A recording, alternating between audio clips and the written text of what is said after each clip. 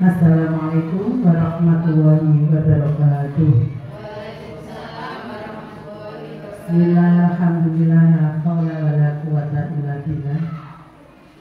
Kepada yang terhormat Bapak Ibu guru sekalian, Ibu Ida selaku guru penggerak, alhamdulillah puji syukur kita aturkan kehadirat Allah Subhanahu wa taala karena pada pagi siang hari ini kita bisa bertemu dalam acara yaitu aksi nyata budaya positif. Mudah-mudahan acara ini bisa berjalan dengan lancar dan anak-anak bisa tertanamkan karakter yang baik pada anak. Salawat salam mudah-mudahan tetap terlimpah kepada junjungan Nabi besar Muhammad Sallallahu Alaihi Wasallam. Bapak Ibu sekalian yang saya hormati, marilah acara ini biar bisa berjalan dengan lancar kita buka dengan bacaan Ummul Quran. Alhamdulillah, Nabi Mustafa Rasulullah Sallallahu Alaihi Wasallam. Al-Fatihah. Bismillahirrahmanirrahim. Alhamdulillahirabbil alamin. Ar-Rahmanirrahim. Maliki yaumiddin. Iyyaka na'budu wa iyyaka nasta'in. Ihdinas siratal mustaqim. Siratal ladzina an'amta 'alaihim ghairil maghdubi 'alaihim waladdallin. Acara yang kedua yaitu agar acara ini bisa berjalan dengan lancar dalam acara aksi nyata budaya positif. Kami mohon dengan hormat Bapak Lutfi selaku guru agama memimpin doa. Monggo Pak Lutfi.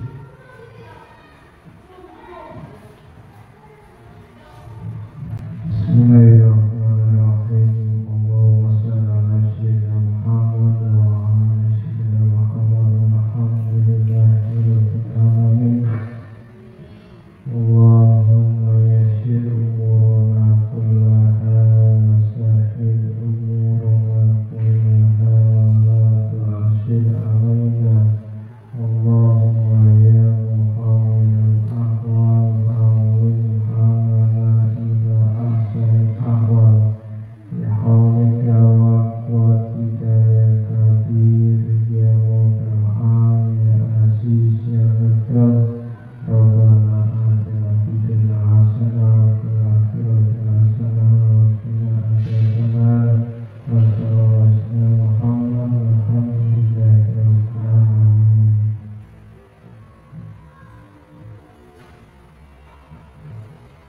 Terima kasih disampaikan kepada Bapak Lutfi. Acara selanjutnya aksi nyata budaya positif oleh Ibu TK Siti Nur Hidayati untuk sebagai guru penggerak. Monggo Bida.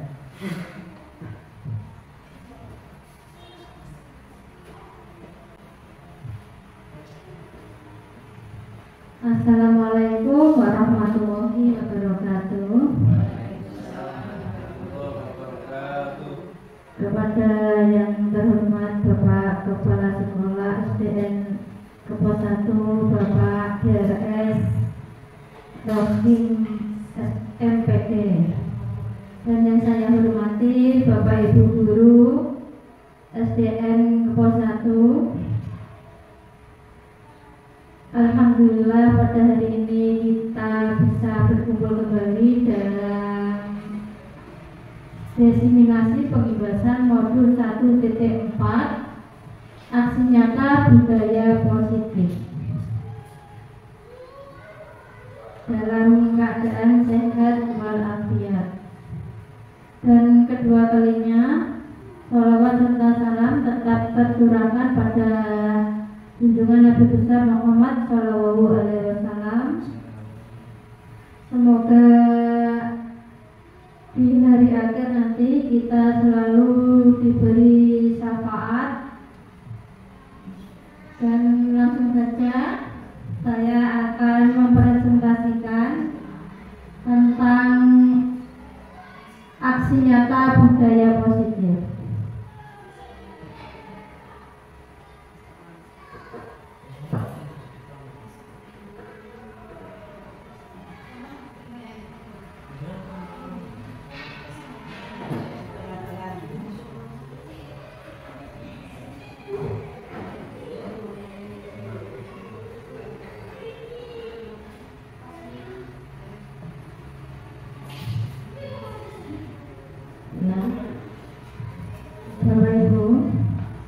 Di sini saya akan memaparkan aksi nyata budaya positif SD Negeri Kepos 1 Kecamatan Kepong Baru Kabupaten Bojonegoro bersama saya sendiri Eka Siti Nurhidayati, calon guru penggerak angkatan 9 tahun 2023. Silakan Bapak Ibu semuanya berdiri, kita ice breaking dulu agar kita lebih fresh. Nah, untuk mencairkan suasana.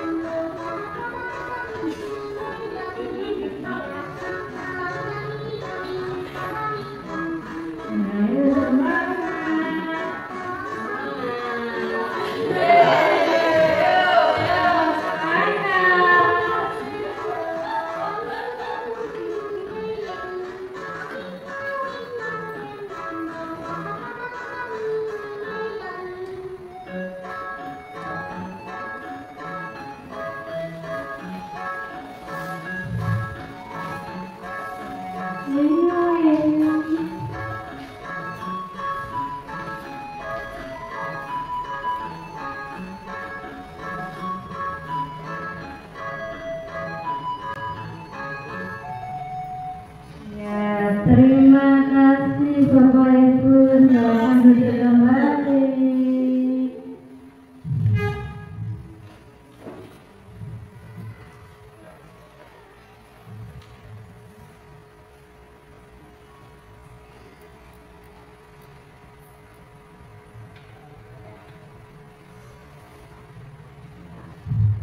Kita lanjut ya Bapak Ibu ya. Ini setuju atau tidak setuju tentang mendisiplinkan anak. Yang kedua, pemberian hukuman dengan hal positif seperti membaca atau membersihkan halaman sekolah dapat meningkatkan disiplin anak. Yang ketiga, memberi penghargaan dapat meningkatkan motivasi belajar anak. Ini kira-kira Bapak Ibu setuju atau tidak setuju dengan adanya hukuman dan pemberian hukuman yang positif dan penghargaan ini, kira-kira setuju atau tidak Bapak Ibu? Setuju. Nah, ini ya, ini perlu diluruskan untuk hukuman atau penghargaan.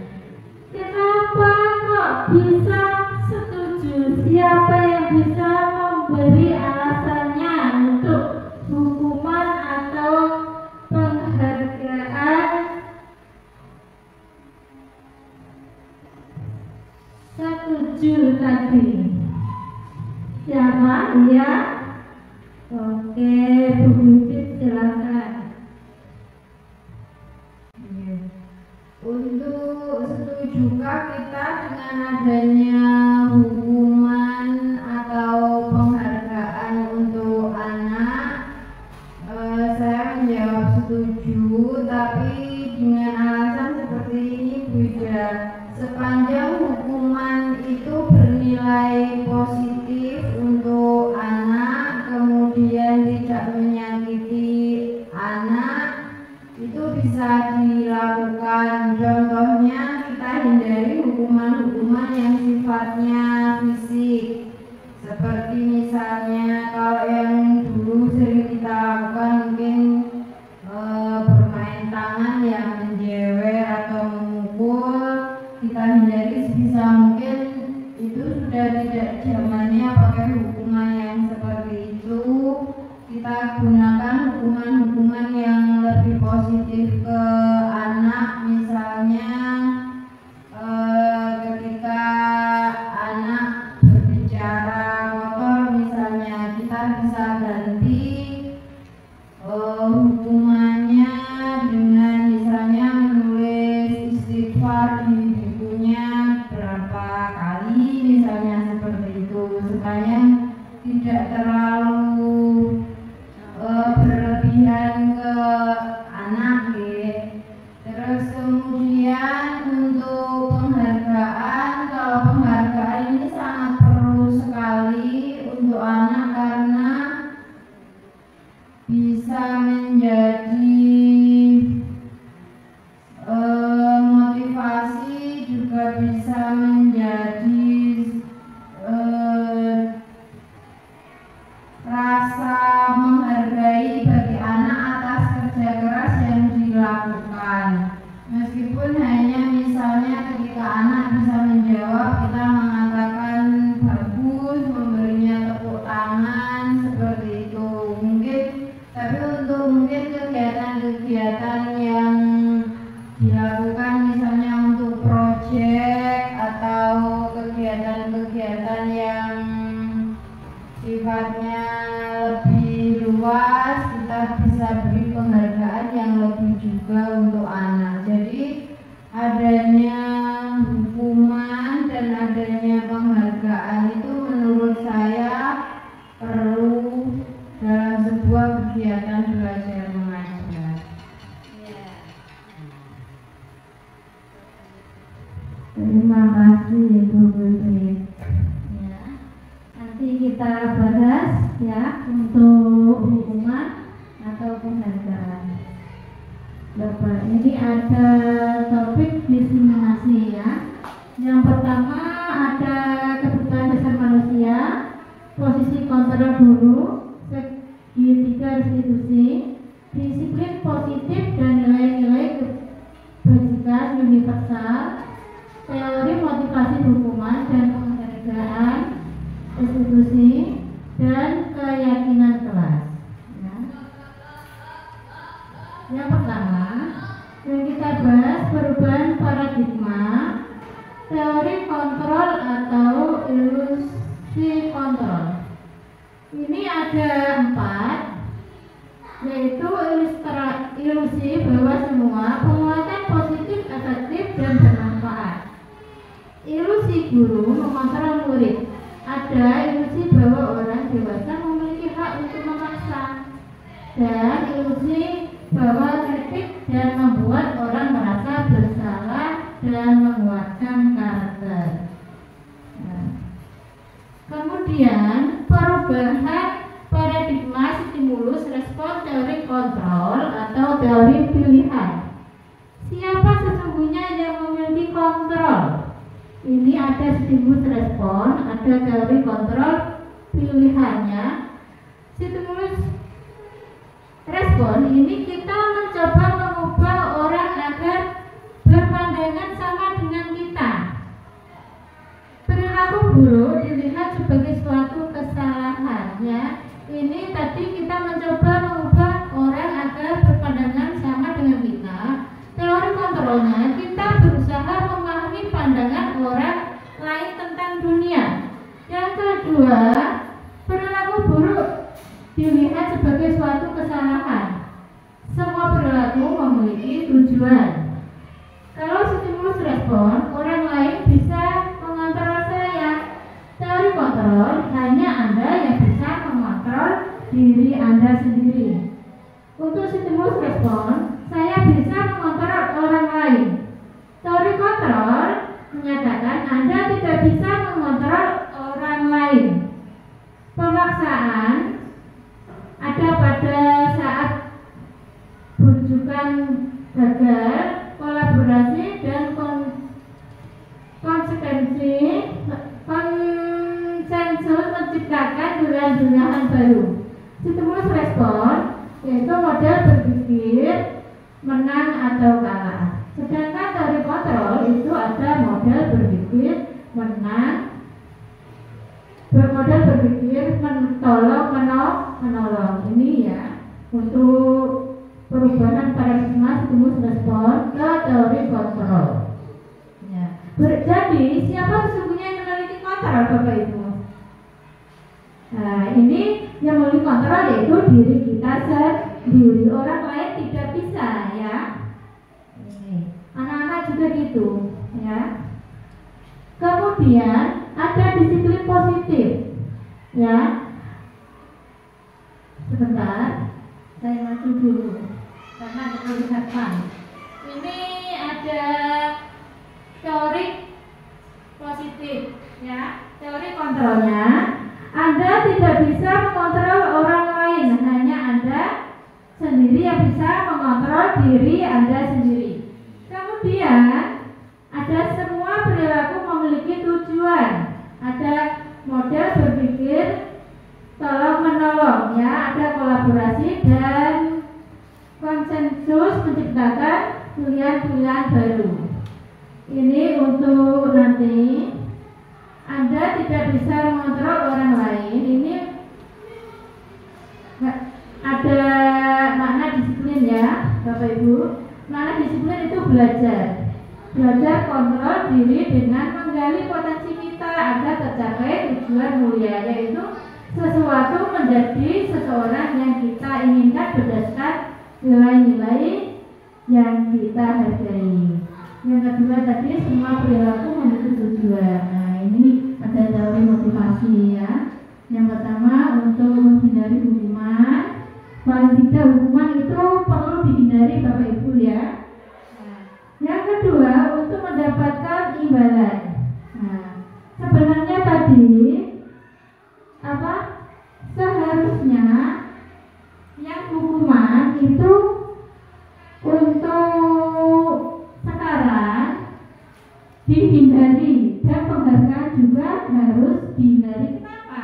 Karena ya hukuman itu nanti bisa mengakibatkan anak itu minder, Bapak Ibu, ya. Walaupun itu nanti positif, negatif itu memberi hukuman itu sebenarnya tidak boleh.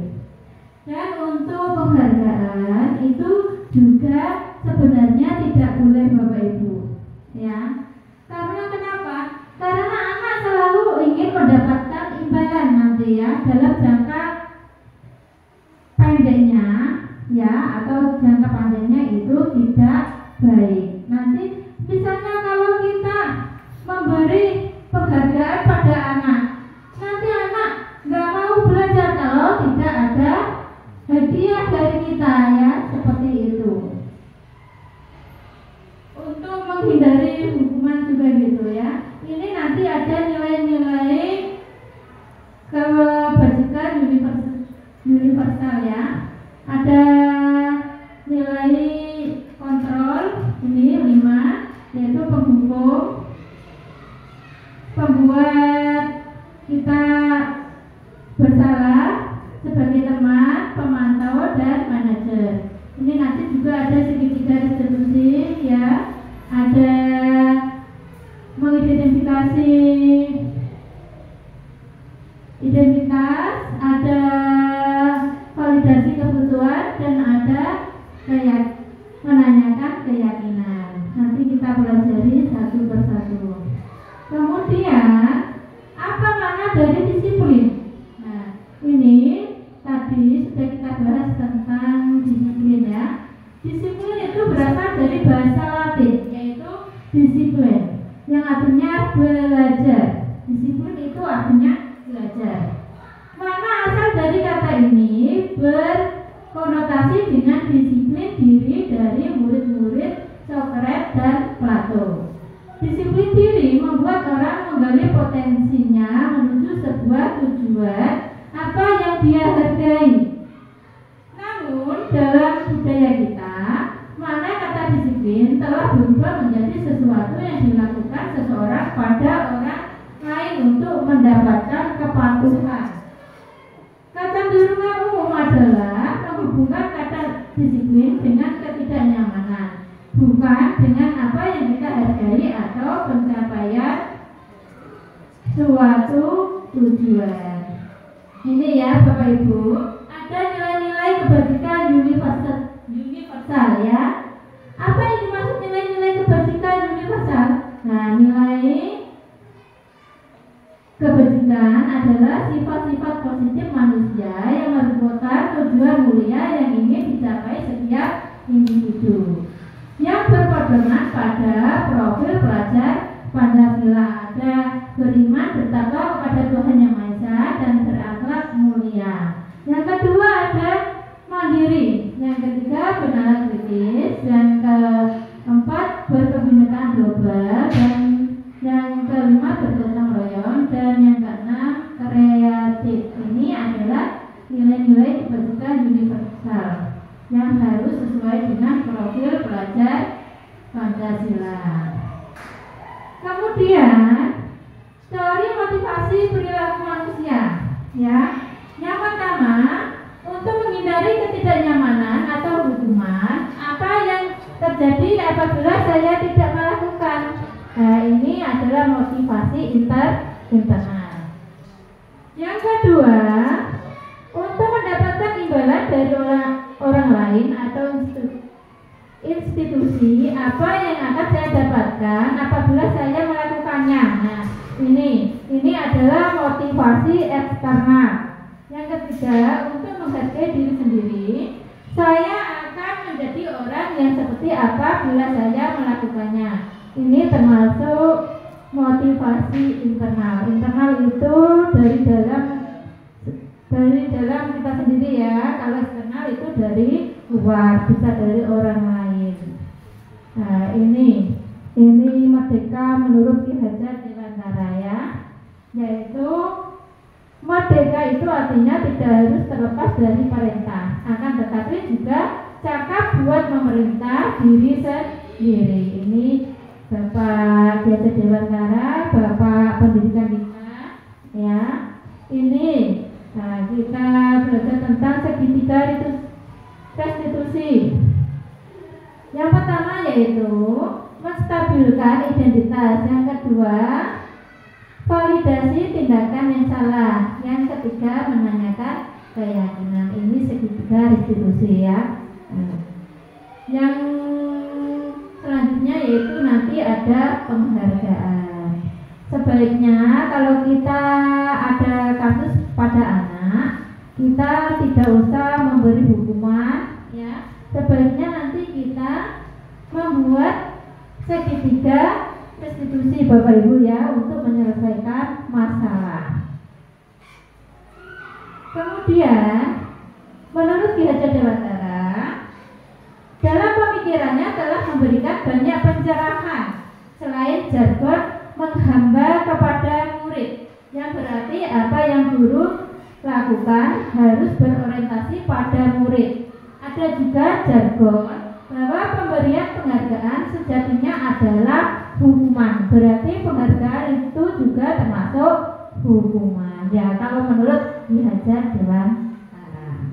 Ini kalau menurut Alfikon dalam vonis by Reward tahun 1993 mengemukakan baik penghargaan maupun hukuman adalah cara-cara mengontrol perilaku seseorang yang menghancurkan potensi untuk pembelajaran sesungguhnya. Lebih lanjut, Kon mengemukakan bahwa penghargaan memiliki pengaruh jangka pendek dan jangka panjang. Penghargaan tidak efektif. Penghargaan dapat mengurangi ketepatan, menurunkan kualitas, mematikan kreativitas, bahkan penghargaan dapat merusak hubungan. Ya, Bapak Ibu ya. Jadi nanti kita sama anak-anak tidak usah memberi hukuman. Ya, nanti menggunakan segitiga restitusi ya. Untuk penghargaan juga gitu ya Bapak Ibu ya. Nanti anak-anak selalu mengharap kalau kita nggak ngasih penghargaan, anak nggak mau belajar ya, seperti itu. Nah, ini ada dihukum oleh penghargaan Bapak Ibu ya, bahwa penghargaan berlaku sama dengan hukuman ya. Jadi penghargaan itu sama hukuman itu sama. Dalam arti meminta atau membujuk seseorang melakukan sesuatu untuk memenuhi suatu tujuan tertentu dari orang yang meminta atau membujuk. Dorongannya eksternal dan akan ada faktor ketergantungan ya. Ini ada beberapa dampak dari pemberian penghargaan ya, menurut Alfikon tahun 1993. Ini ada pengaruh jangka pendek dan jangka panjangnya. Ini ada penghargaan menghukum, ada penghargaan mengurangi ketepatan, ada penghargaan tidak efektif, dan penghargaan merusak hubungan ya. Kemudian ini dihukum oleh penghargaan ya. Penghargaan menurunkan kualitas, penghargaan mematikan kreativitas. Kemudian ada penghargaan mengurangi motivasi intrinsik ya. Adapun bentuk program kebajikan ya, atau apresiasi. Dalam memberikan apresiasi atau pengakuan perlu diingat beberapa hal. Yang pertama, beri pengakuan secara khusus.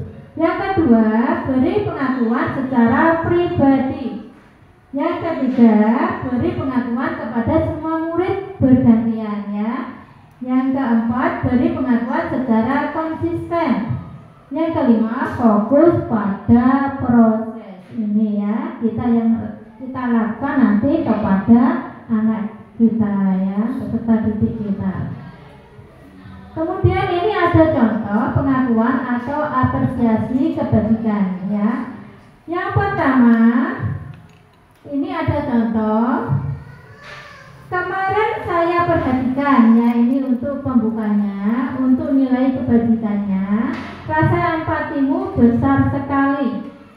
Situasinya yaitu pada saat menolong murid baru di kelas kita. Ini untuk contoh yang kedua, pembukanya yaitu saya menghargai. Nilai kebajikannya apa? Kepedulian, ya. Situasinya yaitu pada saat kamu membantu teman-temanmu di tugas kelompok. Yang ketiga, contoh yaitu terima kasih untuk gitu ya. Nilai kebajikan, rasa tanggung jawab. Situasi pada saat kamu memungut kertas yang berserakan di lantai ini.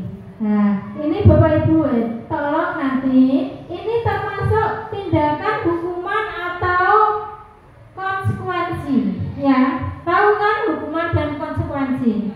Nah, tadi sudah dijelaskan tentang hukumannya. Coba ini nanti Bapak Ibu guru dituliskan di sebuah kertas, nanti saya kasih kertas. Nanti ini misalnya mencatat 100 kali di dalam buku kalimat, ya. Saya tidak akan terlambat lagi karena terlambat ke sekolah. Ini termasuk hukuman atau konsekuensi, ya. Paham kira-kira? Nah, nanti tinggal ngisi hukuman konsekuensi gitu ya. Nanti yang mana termasuk hukuman. Kalau hukuman tapi katanya dalam bentuk fisik, ya kan? Nah, kalau konsekuensi kan kita beri hukuman tapi yang positif, ya. Kalau hukuman itu fisik, ya. Nah, ini nanti saya kasih kertas, silakan diisi ya Bapak Ibu ya. Nah, ini saya bagikan dulu.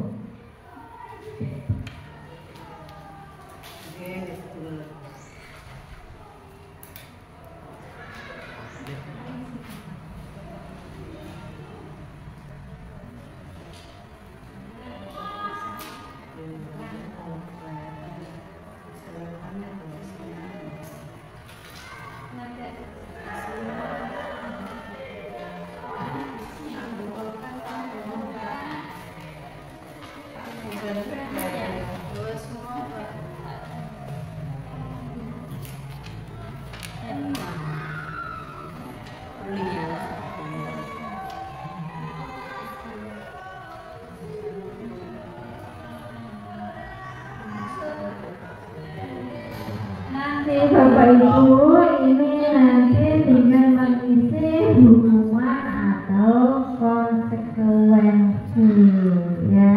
Ini kurang jelas ini. Bentar, saya besarkan dulu.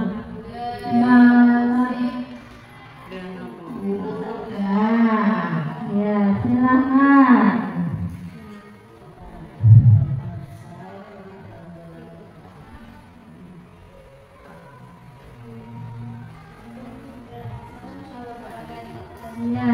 Jawabannya nomor 1, hukuman atau konsekuensi. Nanti kalau hukuman katanya fisik, kalau konsekuensi itu hukuman yang positif. Yang tidak fisik itu loh Bapak Ibu.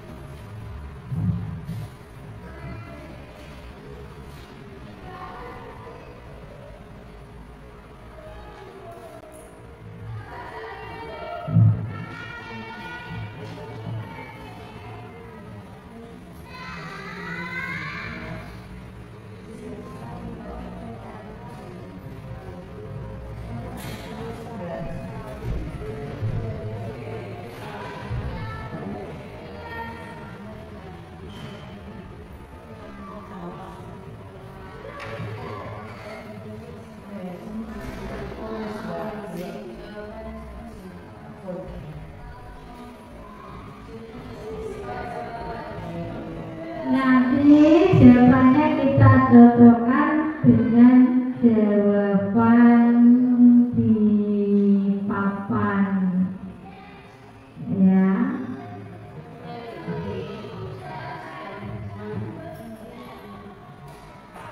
hukuman atau konsekuensi.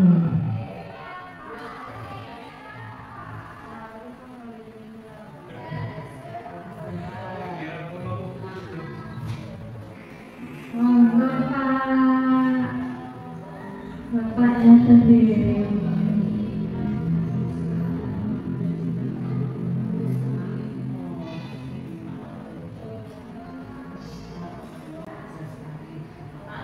Yang pertama, mencatat 100 kali di dalam buku kalimat. Saya tidak akan terlambat lagi karena terlambat ke sekolah. Yang kedua, lari mengelilingi lapangan basket 2 kali karena terlambat hadir di sekolah. Yang ketiga, murid diminta untuk push up 15 kali karena tidak menggunakan masker ke sekolah. Yang keempat, menggantikan kertas tugas teman yang telah dicoret-coret. Yang kelima, membersihkan tumpahan air di meja tulis karena tersenggol pada saat belajar. Dan yang keenam, murid disuruh untuk tidak mengenakan sepatu seharian di sekolah karena tidak mengenakan sepatu hitam. Yang terakhir, lari mengelilingi lapangan. Ya, lapangan basket 2 kali karena terlambat 10 menit untuk pelajaran PJOK.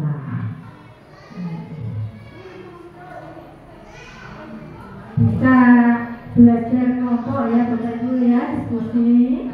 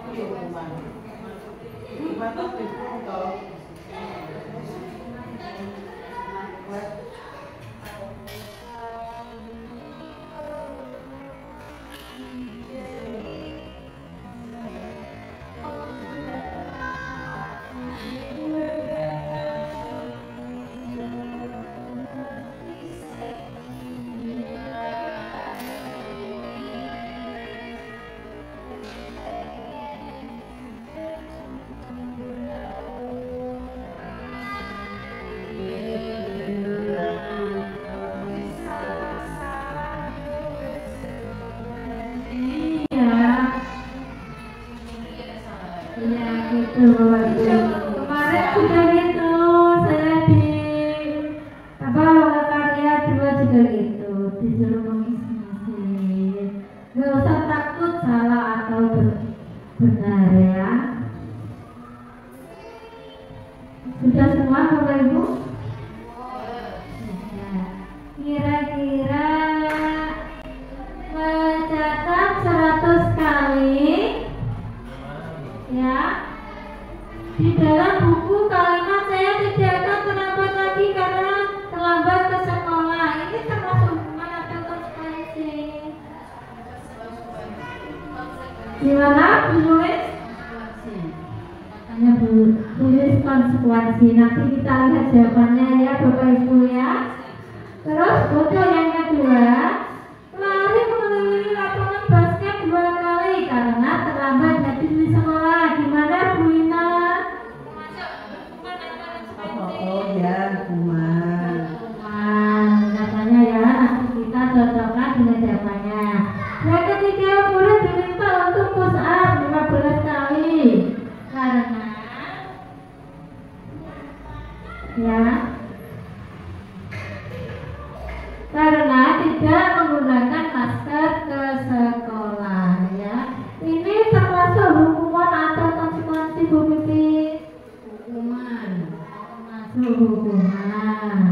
Terus yang keempat, menggantikan kertas tugas teman yang telah dicoret-coret, termasuk apa Bu ini? Konsekuensi. Terus membersihkan tumpahan air di meja tulis karena tersenggol pada saat belajar,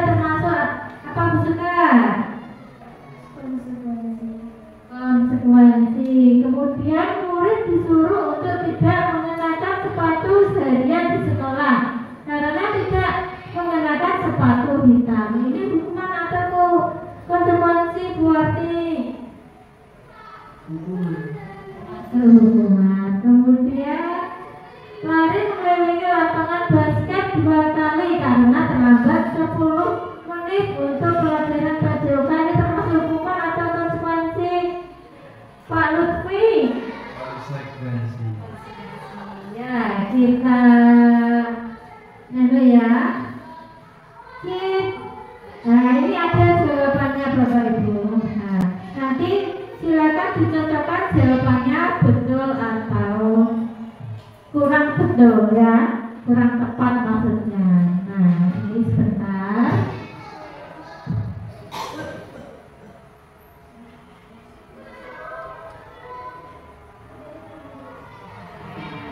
Itu ya Bapak Ibu ya. Nah, ini mencatat 100 kali di dalam buku kalimat saya tidak akan terlambat lagi karena terlambat ke sekolah. Itu termasuk hukuman ya Bapak Ibu ya. Ini karena melaksanakan apa ini? Nah, mencatat 100 kali di dalam buku kalimat ini termasuk hukuman ya. Ini soalnya terlambat terus disuruh mencatat 100 kali. Ini lari mengelilingi lapangan basket 2 kali karena terlambat jadi di sekolahan. Ini termasuk hukuman juga ya. Nah, karena ini menggunakan fisik ya. Nah, ini juga murid-murid diminta untuk push up. Nah, ada kata push up. Ini ada hukuman. Menggantikan kertas tugas teman yang telah tercoret-coret. Nah, ini termasuk konsekuensi hukuman yang positif ya. Ini memberikan tumpahan air di meja tulis karena tersenggol pada saat belajar. Ini termasuk konsekuensi. Kemudian murid disuruh untuk tidak mengenakan sepatu sehingga di sekolah karena tidak mengenakan sepatu hitam. Ini termasuk hukuman ya Bapak Ibu ya. Nah, terus lari mengelilingi lapangan basket 2 kali karena terlambat 10 menit untuk pelajaran PJOK. Ini konsekuensi, bukan hukuman. Kenapa? Karena ini pelajaran PJOK. Misalnya ini bukan PJOK, berarti termasuk hukuman ya. Gimana Bapak Ibu jawabannya betul semua? Ya, itu luar biasa ya. Bapak guru hebat semuanya ya, luar biasa. Nah, ini Bapak Ibu ada perbedaan antara hukuman dan konsekuensi ya. Ini sebentar. Perbedaannya hukuman dan konsekuensi. Kalau hukuman yaitu sesuatu yang menyakitkan. Nah, sesuatu yang menyakitkan ya, ini termasuk hukuman. Ya, yang membuat anak sakit ya, fisik maupun hati. Biasanya anak dikasih hukuman kan sakit hatinya ya. Nah, itu selalu diingat-ingat nanti kalau dia sudah tua, diingat-ingat ini Bapak Ibu gurunya misalnya ini Bunda dulu sering menghukum saya sampai lari 100 kali ya. Seperti itu selalu diingat sama anak-anak ya, baik itu dalam jangka pendek walaupun jangka lama ya, walaupun mereka sudah lulus masih ingat terus Bapak Ibu ya. Yang kedua, anak membenci kedisiplinan. Pasti anak benci itu tentang disiplinnya. Kemudian paksaan, ada paksaan ya, kita memaksa ya. Dan ada konsep diri yang buruk. Anak-anak belajar untuk menyembunyikan kesalahan. Biasanya itu nggak ngaku ya, melakukan kesalahan itu soalnya takut kalau dihukum. Nah, ini kemudian konsekuensi. Ini sesuatu harus terjadi membuat anak merasa tidak nyaman dalam jangka waktu pendek. Kemudian anak menghargai disiplin ya. Stimulus tanggapan adanya mendorong anak agar mudah konsep diri yang baik. Tadi kalau hukuman kan konsep diri yang buruk ya, kalau konsekuensi konsep diri yang baik. Adapun anak belajar untuk mematuhi peraturan, ya, yang hukuman itu anak marah, rasa bersalah. Kalau konsekuensi kehilangan hak dibuat kita tidak nyaman atau diasingkan untuk sementara. Nah ini ya Bapak Ibu, apa itu restitusi ya? Restitusi itu adalah proses menciptakan kondisi bagi lanjut. Nah, ini restitusi menuntut untuk melihat ke dalam diri. Dalam proses restitusi kita akan lihat adanya tidak keselarasannya. Bagaimana kamu mau diperlakukan ketika kamu berbuat salah ya? Apa nilai yang diajarkan di keluargamu tentang hal ini? Nah ini contoh-contoh seperti bertanya ya Bapak Ibu kepada anak-anak nanti ya. Ini ada keyakinan kelas. Nah ya, mengapa keyakinan kelas bukan peraturan kelas saja?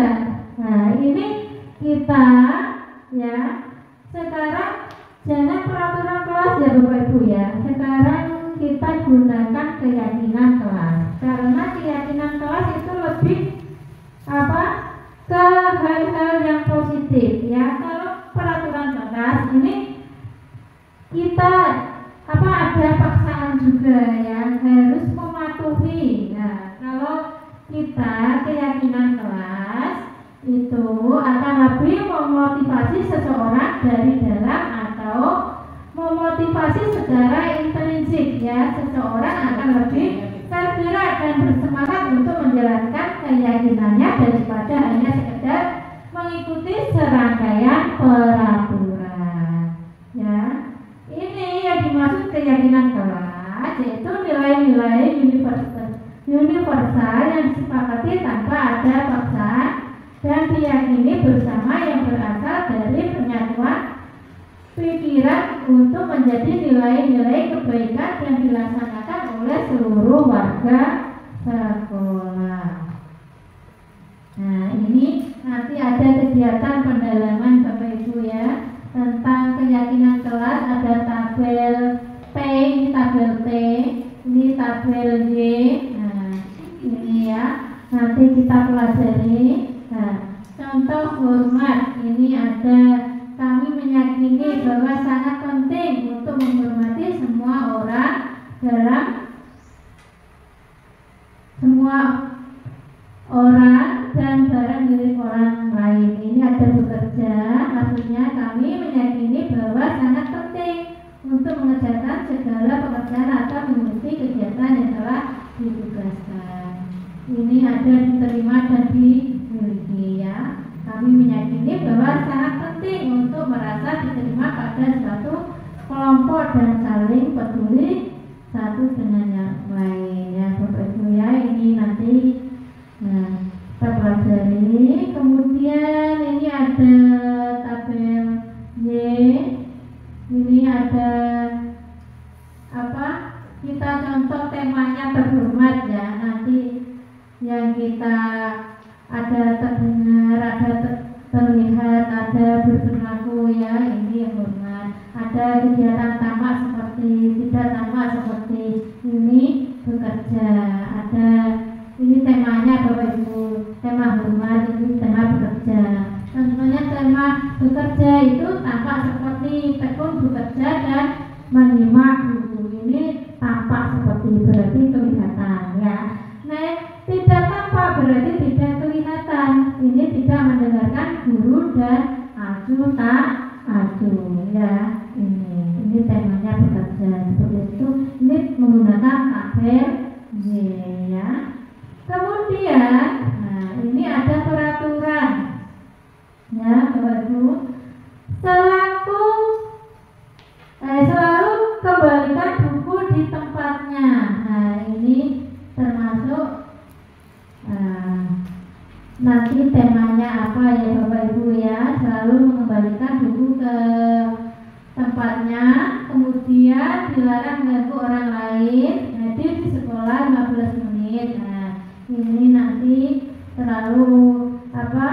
temanya tentang apa ini. Nah, selalu kembalikan buku ke tempatnya. Ini termasuk keyakinan kelas tentang tanggung jawab, ya. Ini dilarang mengganggu orang lain. Ini apa keyakinan kelasnya, yaitu menghormati orang lain. Kemudian ada peraturan hadir sekolah 15 menit sebelum pembelajaran dimulai. Kalau keyakinan kelasnya yaitu menghormati orang lain atau berkomitmen. Peraturan dilarang melakukan kekerasan, ini termasuk peraturan. Kemudian keyakinan kelas ada keselamatan, menghormati orang lain. Ada dilarang menggunakan narkoba, ini peraturan ya Bapak Ibu. Terus keyakinan kelas berarti kesehatan. Ini ada bergantian atau menunggu giliran. Ini keyakinan kelas yaitu menghormati orang lain. Ini harus bersabar ya. Kemudian jangan berlari di kelas atau koridor. Ini tentang keselamatan atau keamanan untuk keyakinan kelasnya ya. Sekarang kita gunakan keyakinan kelas ya Bapak Ibu ya, bukan peraturan ya. Ini untuk kalau kita belajar tentang calon guru pembela seperti itu ya Bapak Ibu. Nah, ini ada langkah-langkah yang perlu dilakukan dalam menyusun kesepakatan kelas ya Bapak Ibu. Ini ada tanyakan pendapat murid tentang masalah yang akan tanyakan pendapat murid tentang masalah dan harapan kelas. Ada eksplorasi ide, ada ambil kesimpulan, ada tanda tangan kontrak dan dalam keyakinan ke kelas ya. Ini ada pertanyaan tematik. Nah, Ibu Sari guru wali kelas 4C di SD Negeri Selanda Timur 1, sedangkan sedang bingung menghadapi ulah salah satu murid di kelasnya, Doni ya, di kelasnya yaitu Doni ya. Beberapa anak kelas 4C telah datang padanya dan mengeluh Doni yang sering meminta bekal makan siang mereka dengan paksa. Jika Anda menghadapi situasi seperti Ibu Sari, apa yang akan Anda lakukan? Menurut Anda kira-kira apa alasan Doni melakukan ini ya Bapak Ibu ya? Gimana buat? Masih semangat apa sudah ngantuk? Iya, kita lanjut saja ya Bapak Ibu ya. Ini ada 5 kebutuhan dasar manusia tadi sudah disinggung, yaitu bertahan hidup, kasih sayang dan rasa diterima, merasa diterima. Terus ada penguasaan, ada kebebasan, ada kesenangan. Ini 5 kebutuhan dasar manusia. Kalau ini belum terpenuhi berarti kebutuhan dasar kita belum terpenuhi ya Bapak Ibu ya. Harus kita ya ada senang-senangnya ya. Ya. Tepuk semangat.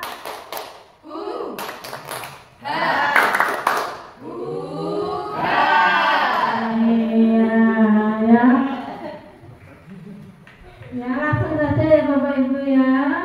Nah ini kontrol ya. Tadi ada posisi kontrol. Ini ada teman, ada penghukum, ada membuat rasa bersalah, manajer dan pemantau. Ini sudah dijelaskan tadi. Nah sudah. Ini posisi kontrol teman seperti teman ya. Pemantau ini sebagai manajer ya. Ini kemarin sudah dijelaskan ya pada pendampingan 1 kemarin sudah dijelaskan. Kemudian nah ini kemarin sudah dijelaskan. Nah kita ke segitiga institusi Bapak Ibu ya. Nah ini tadi sudah, kemarin juga sudah.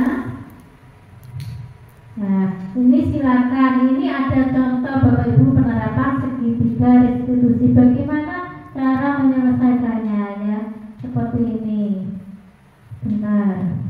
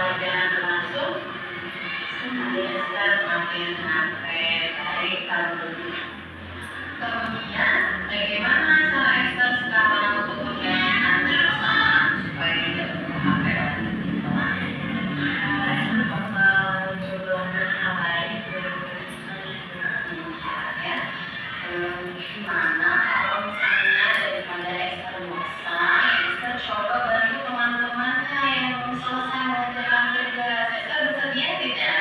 Boleh Bu, dia udah aku bisa mengerjakan tugas. Oke, baiklah kalau begitu masalahnya sudah selesai ya. Esther janji sudah tidak akan mengulangi hal seperti itu lagi kecuali memang guru tersebut memerintahkan Esther untuk menggunakan HP. Gitu ya. Masih iya, sama-sama. Esther boleh kembali lagi ke kelas. Makasih.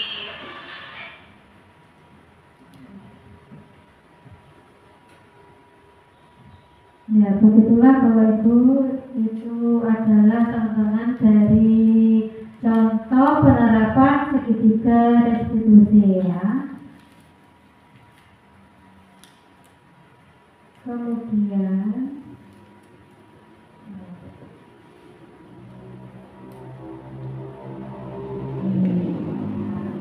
ini yang kita tunggu ya Bapak Ibu ya. Sekian, terima kasih ya. Hari Senin berseri-seri pasang bendera biar berkibar. Cukup sekian dan terima kasih. Maaf jika presentasinya panjang lebar.